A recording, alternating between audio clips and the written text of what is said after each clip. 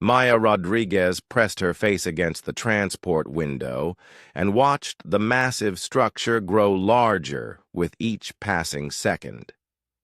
The Galactic Naval Academy looked like a floating city made of silver and crystal, spinning slowly against the backdrop of Nexus Prime's orange sky. She had dreamed of this moment for years, but now that it was here, her stomach felt tight with worry. The transport docked with a soft hiss, and Maya grabbed her single bag. Around her, dozens of other beings moved toward the exit. She saw tall, blue creatures with 4 arms, small fuzzy beings that floated instead of walked, and things that looked like walking crystals. None of them looked human, and none of them looked at her. Maya stepped into the Academy's main hall and stopped. The ceiling stretched up so high she could barely see it. Holographic displays showed star maps and ship designs floating in the air. Hundreds of cadets from dozens of different worlds moved around her, speaking in languages that sounded like music or clicking or humming. She felt very small and very alone. Human Cadet Maya Rodriguez report to Orientation Hall 7, announced. A voice that seemed to come from everywhere at once. Maya looked around, trying to figure out which way to go, when a tall reptilian being with 6 arms approached her. "You must be the human," the being said in perfect but cold English. "I am Commander Zethkri, and I will be your primary instructor. Follow me, and try to keep up." Maya hurried after the commander as he moved through the halls on long, powerful legs. Other cadets stepped aside as they passed. Some stared at Maya with curious eyes, while others seemed to look right through her, as if she was not worth noticing. They entered a large round room filled with floating seats arranged in circles. Maya counted about 300 beings sitting in groups based on their species. She spotted 11 other humans sitting together in one small section and felt a moment of relief until she realized how tiny their group looked compared to all the others. "Welcome to the Galactic Naval Academy," Commander Zethkri announced as his voice filled the room. "You represent 47 different species from across the galaxy. Some of your peoples have been part of the galactic community for thousands of years. Others," his eyes seemed to find the human section, "are newer to space travel, but have shown potential." A shimmering crystalline being near the front raised what might have been a hand. "Commander, with respect, why are humans even here?" the being asked in a voice like breaking glass. "They have barely been in space for 300 years. Most species need at least 1,000 years to develop proper space-traveling wisdom." Maya felt her cheeks burn as murmurs spread through the room. The crystalline being continued, "I am Cadet Vextar of the noble house Kronthul, and my people have been building starships since before humans discovered fire.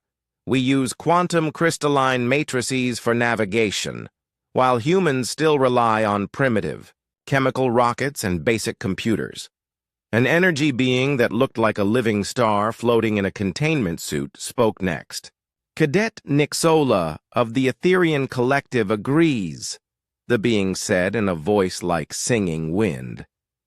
"Humans lack the refined consciousness needed for true space civilization.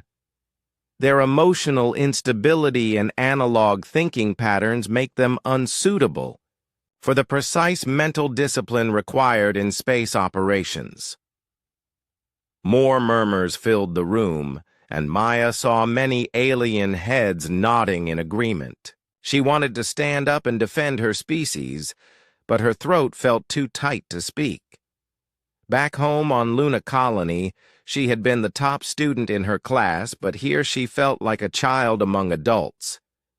"The humans are here because they earned their place," Commander Zethkri said firmly. "However, your concerns about their methods are noted. We will see how they perform compared to more established species." The orientation continued for 2 hours, covering academy rules, class schedules, and dormitory assignments. Maya learned that humans would be scattered throughout different dormitory sections, rather than kept together. She would be sharing a floor with Vexitar, Nix-Ola, and cadets from 6 other species. When the session ended, Maya found herself walking alone toward the dormitory section. The other human cadets had already left in different directions, and she had been too nervous to introduce herself to any of them. The academy corridors were wide enough for large beings to pass each other easily, but they made Maya feel even smaller. "So you are the human who will be living on our floor," said a voice behind her. Maya turned to see Vexitar approaching with 2 other beings. The crystalline cadet's body caught the corridor lights and threw rainbow patterns on the walls. "I suppose we should establish some basic rules." Maya stopped walking and faced the group. "What kind of rules?" she asked, trying to keep her voice steady. "Simple ones," Vexitar replied. "Human emotional outbursts disturb civilized beings, so you will keep your primitive reactions to yourself. Human opinions on tactical or technical matters are not needed, since your species lacks the experience to contribute meaningfully. Most importantly, you will not embarrass this floor with typically human, unpredictable behavior." One of the other beings laughed, which sounded like metal scraping against stone. Perhaps the human should just observe and learn rather than trying to participate, it suggested. Maya felt anger rising in her chest, but she remembered her mentor Dr. Lisa Carter's words before she left Earth. "You are not just representing yourself," Dr. Carter had said. "You are representing all of humanity. Show them what we can do." "I understand," Maya said quietly. "I will do my best to learn." "Good," Vexitar said with satisfaction. "Perhaps humans can be trained after all," Maya continued to her room and closed the door behind her. The space was small but clean, with a window that looked out at the star field beyond Nexus Prime. She sat on the narrow bed and activated her personal communicator.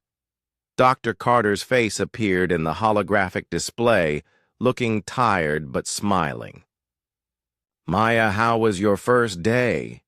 "Difficult," Maya admitted. "The other species think humans do not belong here. They say we are too primitive and emotional and unpredictable." Dr. Carter nodded slowly. "I expected this. Remember that humans were not invited to join the Galactic Federation. We demanded entry and proved our worth through actions, not words. Every human who has gone into space has faced the same doubts and proved them wrong." "But what if they are right?" Maya asked. "What if we really are too different to succeed out here?" "Different is not the same as inferior," Dr. Carter replied firmly. "Human minds work differently than other species, and that difference has always been our strength. We see patterns that others miss. We adapt to new situations faster than beings who have been doing the same things for thousands of years.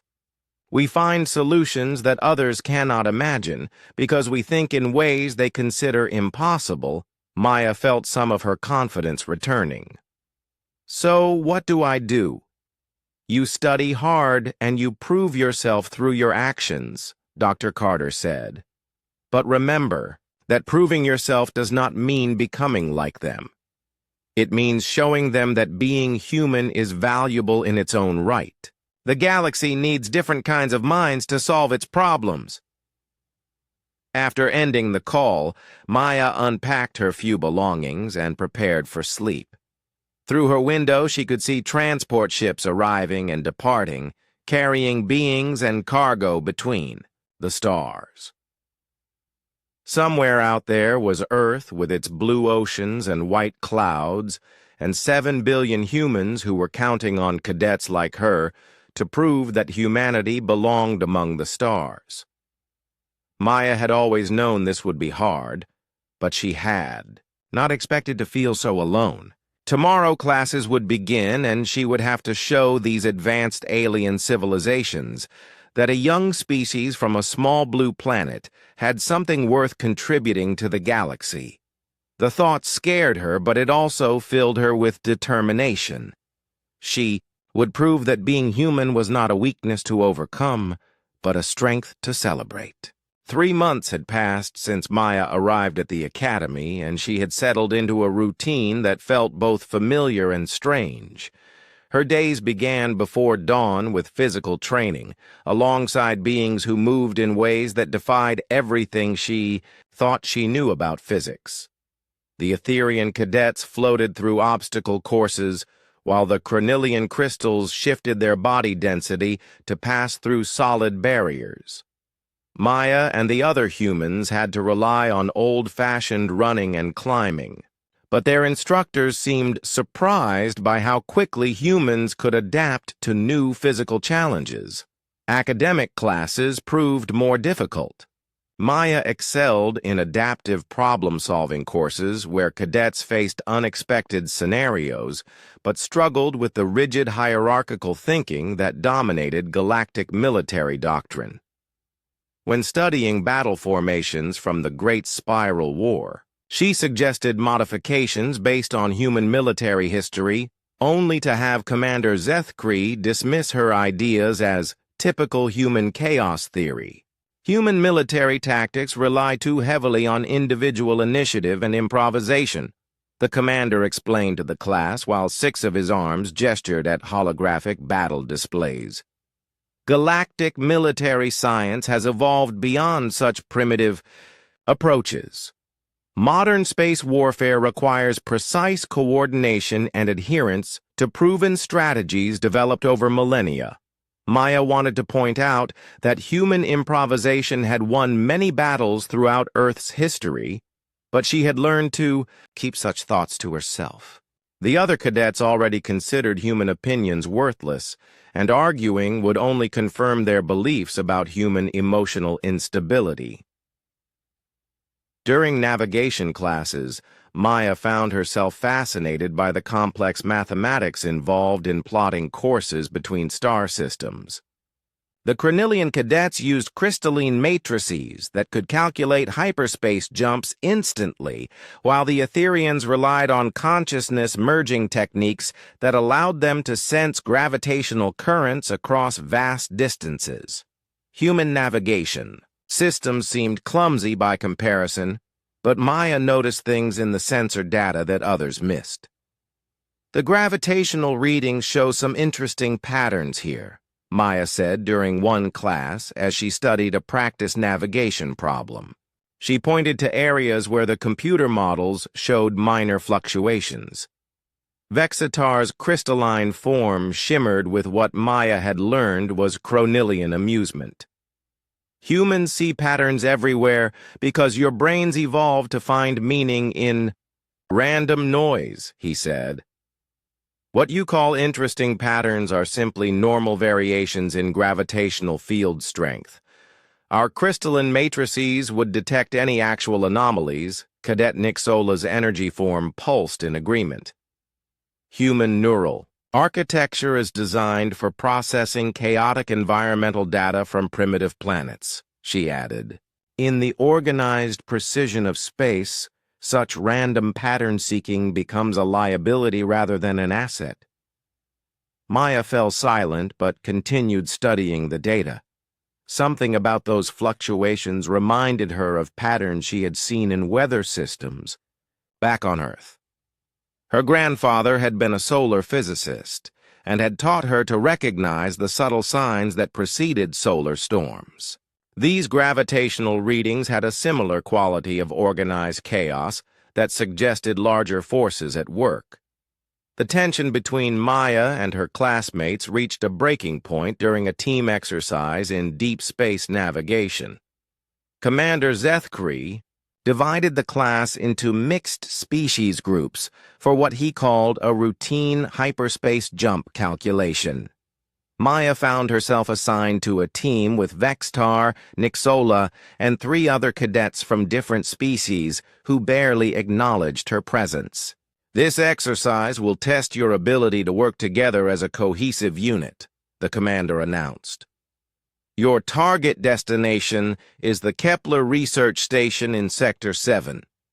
You must calculate the hyperspace coordinates, plot the safest route, and prepare jump calculations within the standard time limit." Maya's team gathered around a navigation console, while Vextar took charge as team leader. His crystalline form interfaced directly with the computer systems, while Nixola used her energy consciousness to sense distant gravitational fields. The other team members contributed data from their species' specialized sensors and databases. Maya tried to participate by studying the sensor readings on her personal display, but the others ignored her suggestions. When she noticed unusual patterns in the gravitational data from their destination sector, Vexitar cut her off before she could finish explaining. "We do not need human guesswork when we have precise Cornelian crystalline analysis," he said firmly. "Your species' tendency to see meaningful patterns in random data will only confuse our calculations." "But these readings look similar to solar storm precursors," Maya insisted. "My grandfather showed me patterns like this when he studied—" "Your grandfather studied primitive weather on a single planet," Nixola interrupted. "We are dealing with gravitational forces across light years of space. Human experience with local phenomena has no relevance to galactic navigation." The team continued their work following standard galactic protocols, while Maya watched the sensor data with growing unease. The patterns she saw reminded her strongly of the chaotic mathematics her grandfather had used to predict solar storms.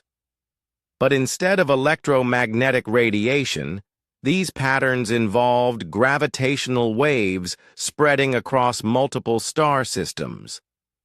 As the exercise progressed, Maya noticed that the computer models were treating the gravitational anomalies as isolated local phenomena. The standard algorithms assumed that each star system operated independently, but the patterns Maya saw suggested a larger connected system. If she was right, then their planned hyperspace route would take them directly into an unstable gravitational field. "There is something wrong with the navigation calculations," Maya said as the team prepared to submit their final coordinates. "The gravitational readings show signs of systemic instability across the entire sector." Vextar's crystalline form flashed with irritation. "The Cornelian matrices have analyzed all gravitational data and found no anomalies worthy of concern," he said. "Standard galactic navigation protocols account for all known variables. Human pattern recognition is notoriously unreliable," added another team member. "The tendency of human brains to create false connections between unrelated data points is well documented." Maya felt her frustration building, but she forced herself to remain calm. "I am not talking about random patterns," she said. "These gravitational readings show the same mathematical signatures that appear before major solar events. If we ignore them, we could be jumping into—" "Enough," Vextar said with finality. "We will not risk mission failure because of human paranoia and superstition. The team will submit calculations based on proven galactic science, not primitive human intuition." Maya watched helplessly as her team submitted their navigation plan to Commander Zethkri. The calculations followed standard protocols perfectly and would receive high marks from the instructors. But Maya could not shake the feeling that they were missing something important. During the final phase of the exercise, the teams boarded training vessels to actually perform their calculated hyperspace jumps. Maya sat at a secondary console while Vextar and the others took primary positions. The ship's computers loaded their navigation coordinates and began the jump sequence. As the hyperspace engines powered up, Maya studied the gravitational sensor displays one final time. The patterns were stronger now, and she could see how they connected across multiple star systems like pieces of a vast puzzle. Her human brain seemed to understand the chaotic mathematics in ways that the rigid galactic computer models could. "Not process. Jump sequence initiated," announced the ship's computer. "Hyperspace entry in 60 seconds. Maya gripped her console as the countdown began. Around her, the other cadets performed final system checks with the confidence of beings whose ancestors had been traveling between stars for thousands of years. They trusted their technology and their protocols completely. But Maya trusted her instincts, and her instincts were screaming that something was very wrong. The gravitational patterns she had been tracking were building towards some kind of climax, and their planned jump coordinates would take them directly into the center of whatever was coming. 30 seconds to hyperspace entry, the computer announced. Maya made a decision that would change everything. She began quietly accessing the ship's sensor logs and gravitational analysis programs. If her team would not listen to her warnings, she would have to find another way to protect them all. 10 seconds to hyperspace entry. Maya's fingers moved across her console as she prepared to do something that went against every regulation and protocol she had learned. She was about to prove that sometimes human intuition was more valuable than galactic wisdom, and that thinking differently was not a weakness but humanity's greatest strength. The training ship dropped out of hyperspace with a violent shudder that threw Maya against her console. Emergency alarms began screaming throughout the vessel as the main lights flickered and died. In the red glow of emergency lighting, Maya could see her teammates struggling to understand what had gone wrong with their perfectly calculated jump. "Navigation error," announced the ship's computer in a voice that sounded strangely distorted. "Current position does not match intended coordinates. Warning gravitational anomaly detected.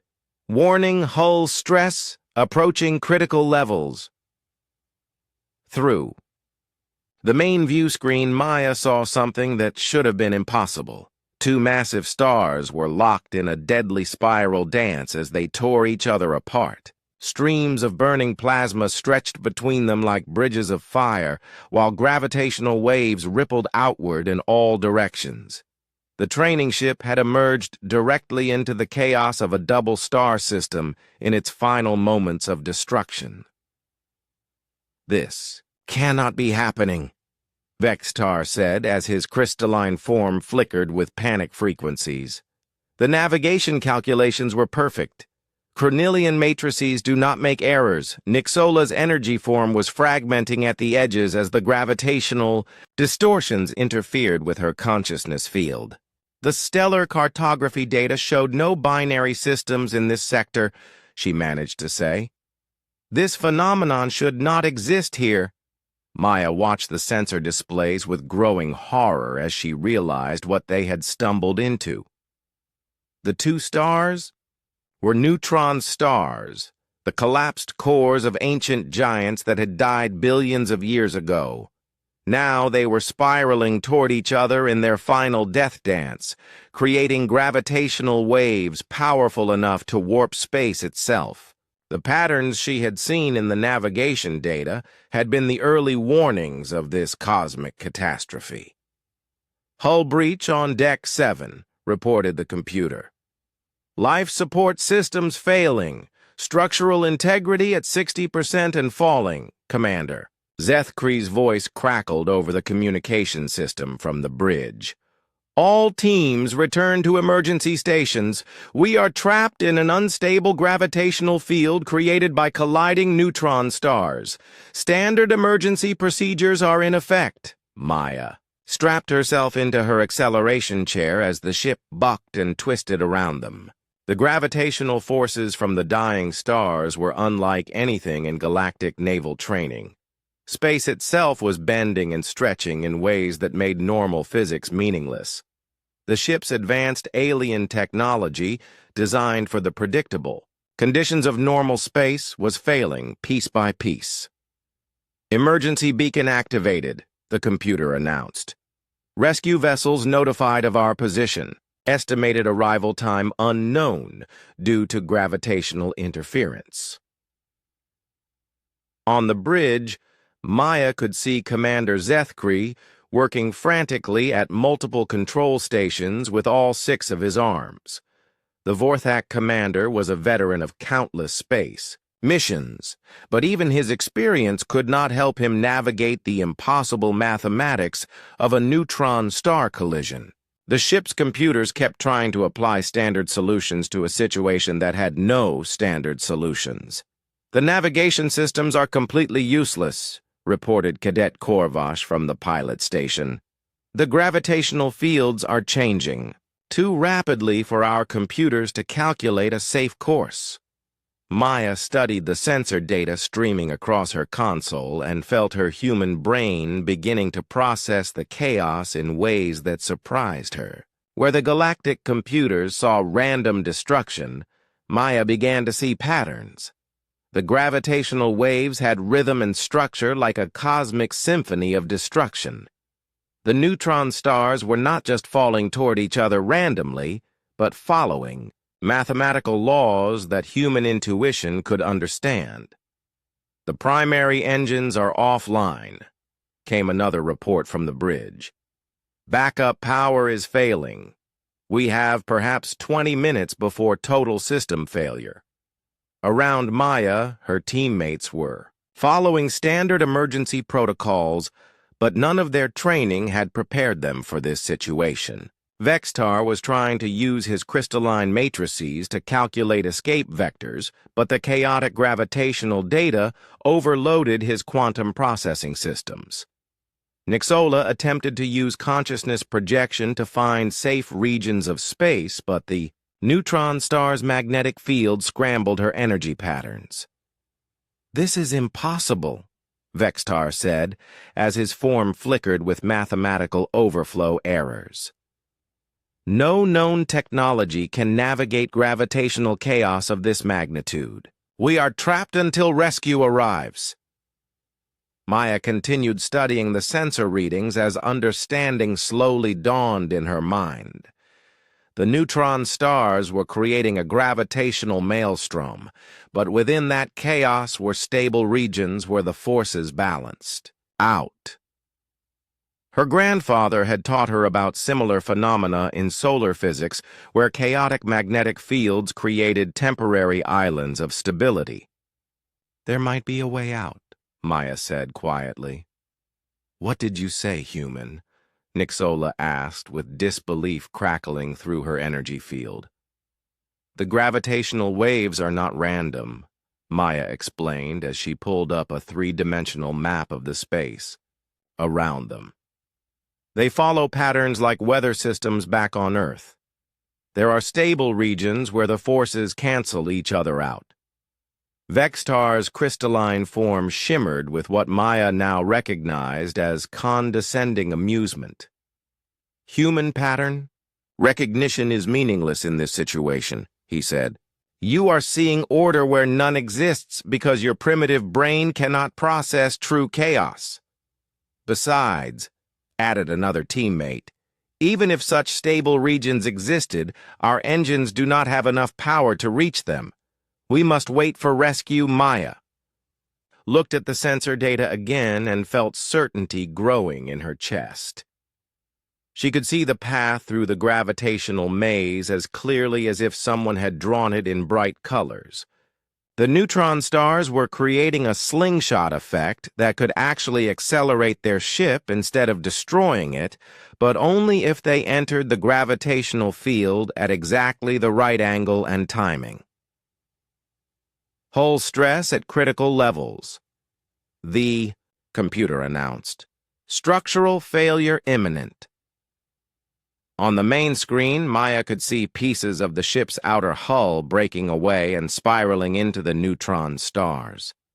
The training vessel was being torn apart by forces that could crush planets, but Maya realized that those same forces could save them if they were used correctly. "I can get us out of here," Maya said, standing up from her console.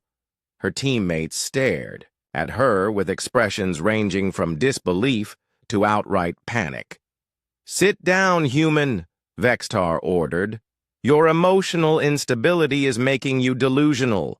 No being can navigate a neutron star collision. Human brains are not equipped for this level of gravitational mathematics," Nixola added. "You will kill us all with your primitive thinking." Maya looked at her teammates and realized that their advanced civilizations had become their weakness. They had technology that could solve any normal problem, but when faced with true chaos, they were helpless. Their computer systems could not process the rapidly changing data, and their minds could not adapt to situations outside their experience. But human minds had evolved to find patterns in chaos. Her ancestors had navigated by reading the wind and the stars. They had hunted by understanding the complex behaviors of wild animals. They had survived by adapting to constant change and uncertainty. "I am going to the bridge," Maya announced, as she moved toward the door. "Stop the human," Vextar called out. "She will interfere with proper emergency protocols." But Maya was already running through the corridors as the ship shuddered around her. She could feel the gravitational waves pulling at her body as space itself twisted and bent. Behind her, she could hear her teammates calling for security to stop her, but she knew that following proper protocols would get them all killed. The bridge doors opened as Maya approached, and she saw Commander Zethkri turning toward her with surprise and anger in his reptilian eyes. "Cadet Rodriguez, return to your station immediately," he ordered. "Commander, I can navigate us out of this," Maya said urgently. "The neutron stars are creating a gravitational slingshot that we can use to escape." "Impossible," the commander replied. "Our best computers cannot calculate a safe course through this chaos." Maya looked at the navigation console where streams of incomprehensible data scrolled past faster than any normal mind could process. But her human brain saw something different. She saw the rhythm of destruction and the mathematics of chaos that her species had learned to read over millions of years of evolution. "Let me try," she said as she moved toward the console. "Absolutely not," Commander Zethkri said firmly. "I will not allow an untrained human cadet to—" His words were cut off as another massive gravitational wave hit the ship and threw everyone to the deck. When Maya looked up, she saw that the commander was unconscious and the bridge crew was struggling to regain control of their stations.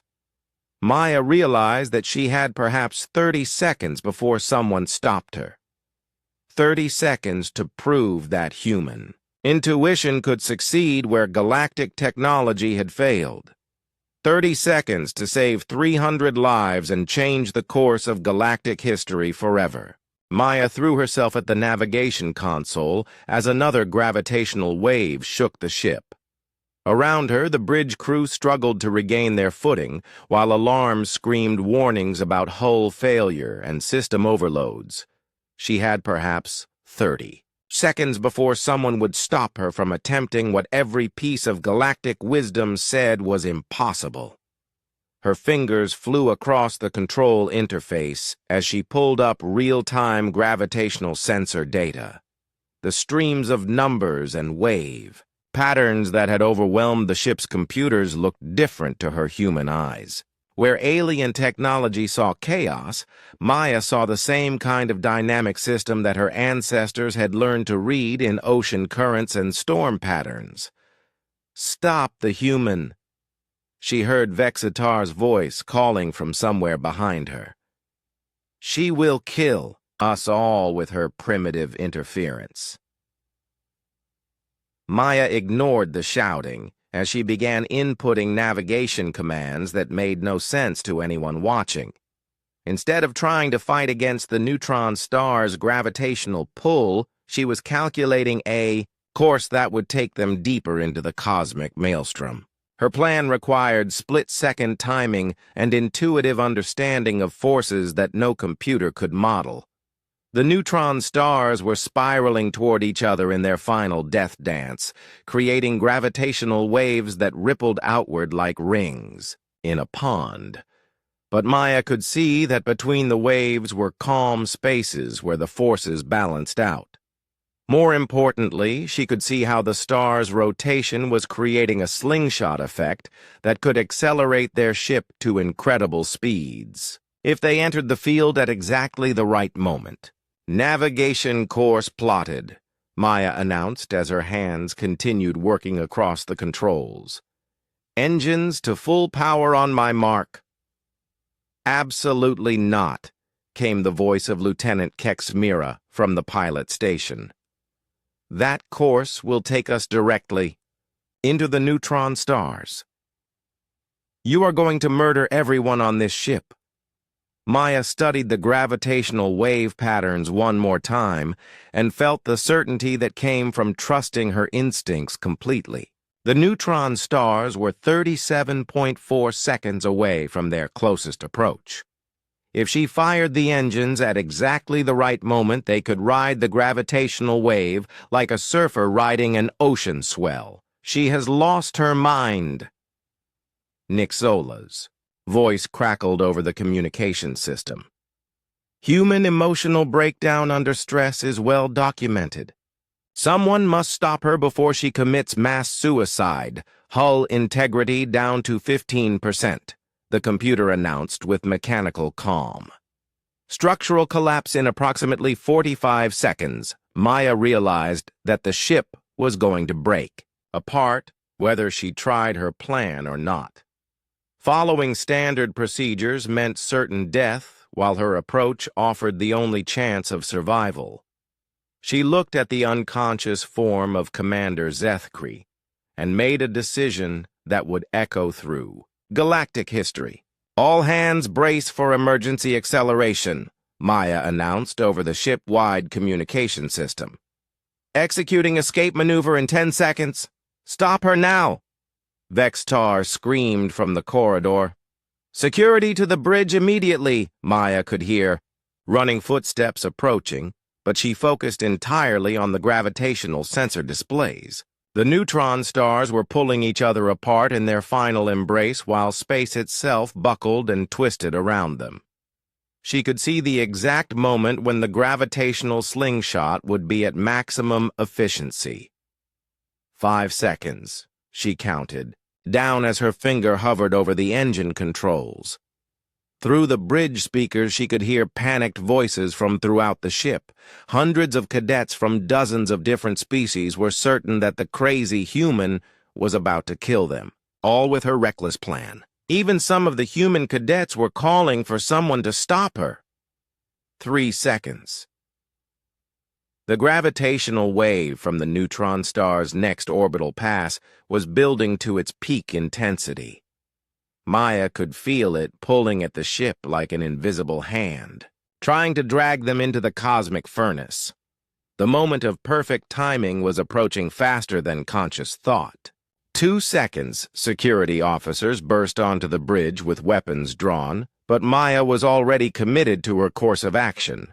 Her grandfather had once told her that sometimes you had to trust your instincts, even when everyone else thought you, were wrong.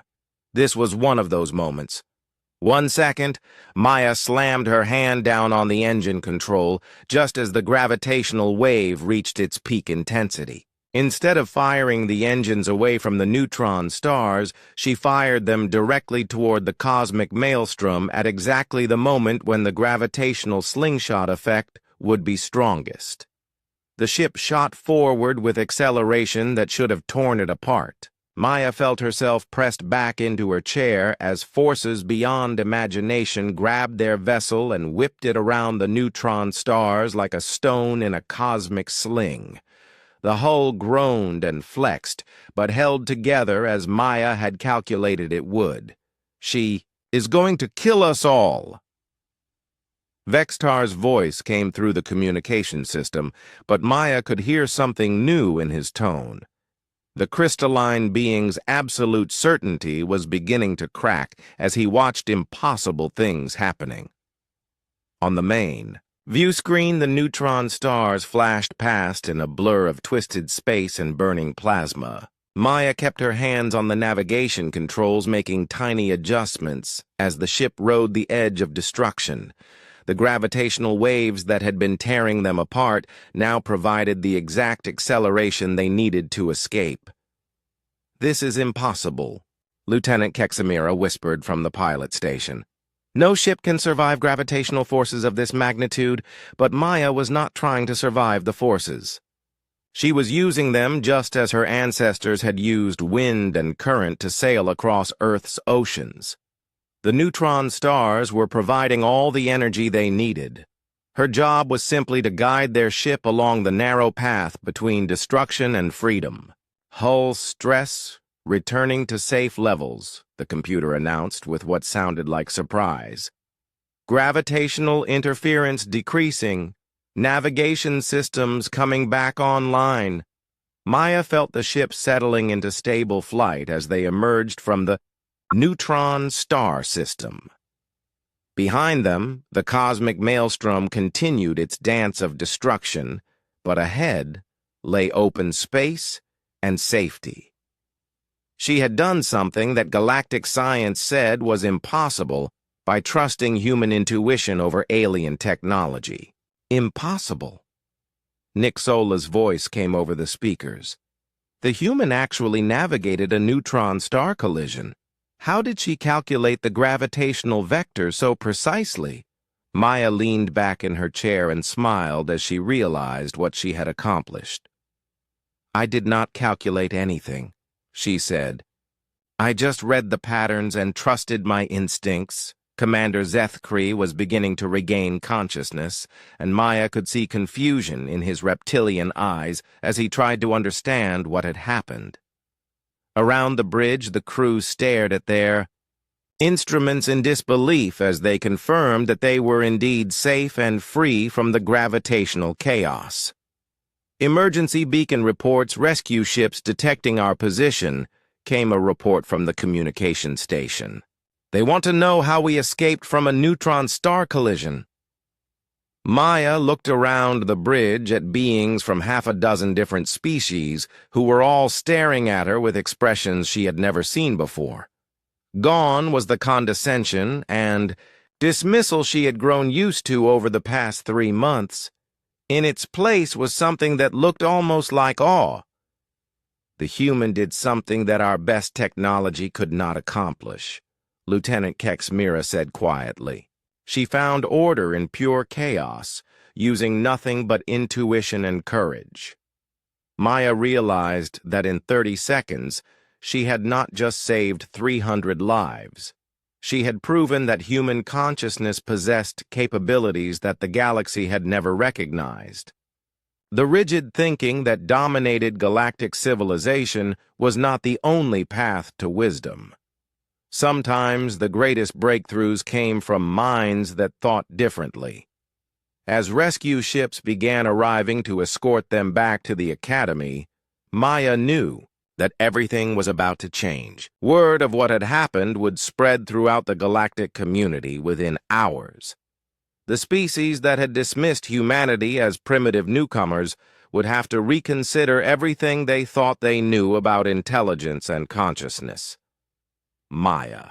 Rodriguez had spent 30 seconds proving that being human was not a weakness to overcome, but a strength that the galaxy desperately needed.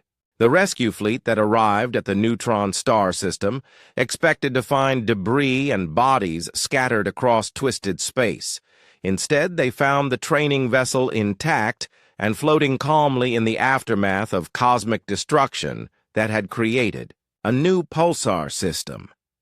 The impossible navigation data from Maya's escape maneuver spread through the galactic naval network within hours and reached every major civilization by the end of the day. Maya stood in the Academy's main briefing hall facing a panel of admirals and commanders from 20 different species. Word of her 30-second miracle had brought delegations from across the galaxy to understand how a human cadet had accomplished something that violated every principle of established space navigation theory. Admiral Kane Bishop sat at the center of the panel representing Earth's Naval Command. The weathered human officer looked proud, but also concerned as he studied the reports from the neutron star incident. Beside him sat beings whose species had been exploring space since before humans, developed written language, and all of them wanted to understand what had happened. Cadet Rodriguez. Admiral Bishop began, "Please explain to this panel exactly how you navigated a neutron star collision using technology that our best experts say should have failed completely." Maya looked around the room at faces that belonged to the most advanced minds in the galaxy. 3 months ago, these same beings had dismissed her as a primitive newcomer, but now they hung on her every word with desperate attention. "I did not use technology to navigate the neutron stars," Maya said simply. "I used human intuition to read the gravitational patterns and find safe passage through the chaos." Admiral Vorthek of the Chronilian Empire leaned forward with his crystalline form refracting light in complex patterns. "Impossible," he said in a voice like breaking glass. "Neutron star gravitational fields change faster than any organic mind can process. No biological consciousness could calculate the required vectors." "I did not calculate anything," Maya replied. "Human minds evolved to recognize patterns in chaotic systems. We survived on Earth by reading weather patterns and animal behavior and ocean currents. The neutron stars were just another kind of storm. Etherian collective representative Zenaras. Energy form pulsed with confusion. But gravitational mathematics are infinitely more complex than planetary weather systems," she protested. "The computational requirements alone should have overwhelmed any organic brain." Maya smiled as she remembered her grandfather's lessons about solar storms and magnetic field fluctuations. "My species learned to navigate by the stars long before we understood the mathematics of stellar nuclear fusion," she said. "Understanding how something works and being able to use it effectively are two different things." The panel erupted in discussions as beings from different civilizations tried to reconcile what Maya had done with everything they believed about intelligence and consciousness. Some argued that her success was pure luck, while others suggested that human brains possessed hidden capabilities that science had not yet discovered. Commander Zethkri rose from his seat to address the panel. "I have observed Cadet Rodriguez for 3 months and can confirm that her success was not accidental," he said. "Human cognitive patterns differ fundamentally from those of other known species. Where we see chaos, humans perceive underlying order." "But how is this possible?" demanded Admiral Krethos of the Hegemony Fleet. "Our species have studied consciousness for millennia and never encountered anything like this human intuition you describe." Dr. Lisa Carter's voice came from the communication system as Earth joined the discussion. "Admiral, what you are seeing is the result of human evolutionary pressure," she explained. "Our ancestors survived by adapting to constantly changing conditions. We developed brains that excel at pattern recognition and rapid adaptation to new situations." Maya watched the alien faces around her as understanding slowly dawned. These advanced civilizations had achieved stability and predictability in their technologies and societies. They had eliminated chaos from their lives so completely that they had forgotten how to deal with it when it appeared. Human unpredictability is not a design flaw, Dr. Carter continued. It is our greatest evolutionary advantage. When faced with situations outside normal parameters, human minds can find solutions that more rigid thinking patterns cannot discover. Admiral Vorthek's crystalline form flickered with what Maya recognized as deep thought processes. You are suggesting that cognitive diversity rather than technological superiority is the key to advancing galactic civilization, he said slowly. Exactly, Dr. Carter replied. Each species brings unique capabilities to the galactic community. Human chaotic thinking is just as valuable as Chronillian mathematical precision or Etherian consciousness projection. Over the following weeks, Maya watched as her 30-second escape maneuver transformed galactic understanding of intelligence itself. Universities across known space began recruiting human instructors to teach courses in adaptive problem-solving and chaos navigation. The technique she had used became known as Rodriguez navigation and was studied by the greatest minds in the galaxy. Cadet Vextar approached Maya in the Academy dining hall with his crystalline form, dimmed in what she had learned was Chronillian humility. "Cadet Rodriguez, I owe you an apology," he said in a voice that had lost all traces of arrogance. "My species believed that mathematical precision was the highest form of intelligence, but you have shown us consciousness capabilities we never imagined."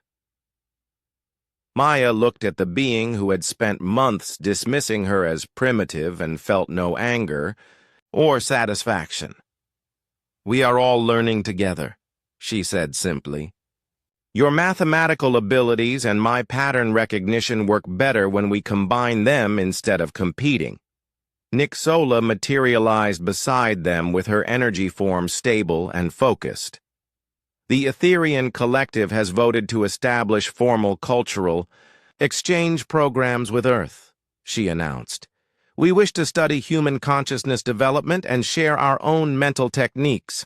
News of the Academy incident spread throughout galactic civilization and changed how every species viewed the newcomer, humans. Diplomatic relations between Earth and established galactic powers shifted from grudging acceptance to eager partnership as other civilizations realized that human cognitive diversity offered solutions to problems they had not even recognized.